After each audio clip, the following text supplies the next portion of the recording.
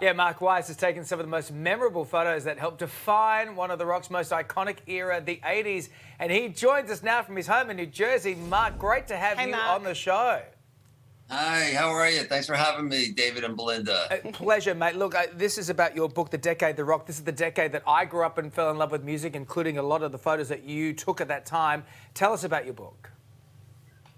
It started back when I was 12 years old, when I got my first camera mowing someone's lawn, and then started sneaking into concerts, got arrested at a Kiss show, selling them for $1 a piece, and then knocked on the door of Circus Magazine, and the rest is history. They liked me, they liked my photographs, and then I started shooting Van Halen, and then Ozzy, and then anyone that became, you know, legends in the making. I even shot John Bon Jovi when he was like 18, before he was anybody. And, and then I ended up doing the Slippery When Wet album cover and Blaze of Glory until today. So it's incredible. Been a fun ride. Been a fun ride. Yeah, I wanted to take a look at the shot, AC/DC's Angus Young on stage in the 80s, this one here. I mean, these days we have digital cameras, but how hard is it to snap a shot like this when you don't have one? Well, you know, you're right. You only have 36 chances. Like now you have thousands on the digital. So you really have to, like, you know, kind of like wait. You're a hunter. You're looking for that shot. And you just got to grab it, and you just got to hope it comes out. You can't look at the back of your camera. Do I got it? Do I not got it? So he was a hard one to catch. I mean, he's running all over the place. Yeah, he really was. Hey, no, but then when you're shooting someone like Ozzy Osbourne, who now we know is like the sort of doting sort of older guy, is much slower, but back in the day, he was wild. So what were the creative control or, I guess, demands he had?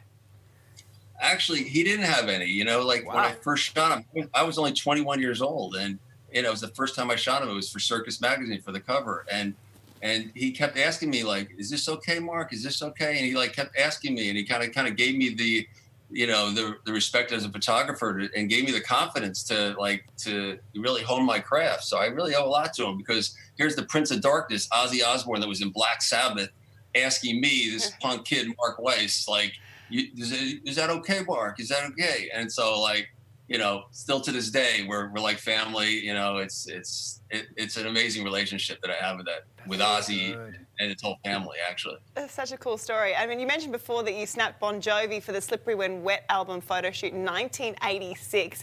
I mean, how often were groupies trailing these big bands? Well, there they are. Well, right. Well, for me, I'm the photographer, so I'm easy access to the girls that got their way to the front row. So they would always tap me on the shoulder, or the bands would like give me passes to pass over to them. So there was like little techniques we had. But you know, with me, everyone knew me, like these groupies or these girls that wanted to meet the band. So every time like a band would go on tour, I would go on for a week or two at a time. So they would see me, they know me, and I would know them, and I would get them backstage. Wow. You're the man in the know. Different times. Now, how did this photo of Guns N' Roses, we're going to pull it up now, frontman Axl, on his, that's a classic mobile phone there. How big is that old analog? How did this come about?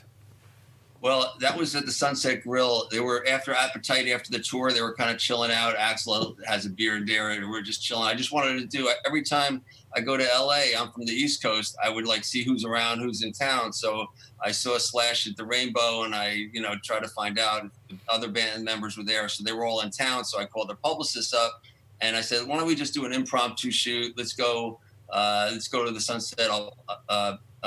Sunset Grill, and I'll buy him a hamburger, and let's just not make a big deal out of it. And we did. And then at the end of the shoot, Axl's like, the phone rang, and he kind of dialed it, and it was just awesome, because it's like, it was the new technology. I even said, he goes, "Hey, Mark, do you want to make a call?" And I did, so I did. It's $100 a minute. Exactly. It wasn't just the rock god. Wow. Look at that. That's not the phone, no. It wasn't just the rock gods that you shot. You also shot rock goddesses. I mean, female rocker Joan Jett was ahead of her time. What was it like shooting her? Well, Joan, I mean, I was a fan when they were in the Runaways, because I was a teenager when she was a teenager in this band, the Runaways. And then when I fell into her presence by a friend of mine that was kind of helping her out at the time, getting her solo career together, it was just the right time in the right place. And she was trying to find herself, and I was trying to find myself. And we kind of like, you know, she gave me the access, and I gave her the photos, and we kind of built this relationship that we got some great moments of the innocence of her becoming, you know, Joan Jett. And that's it. Having the relationship, having the trust with these artists, particularly at that time, is so important. And that's what's going to make this book so good. I can't wait to get this book. I'm thinking I need to have this sooner rather than later. The Decade That Rocked. Mark, Wise Guy Weiss, thank you so much for being on the show. All right. Yeah. Hey, wait, here we Thanks, Mark. Come on. Yeah, Give it to me. Work it. Thanks, legend. Thanks, Mark.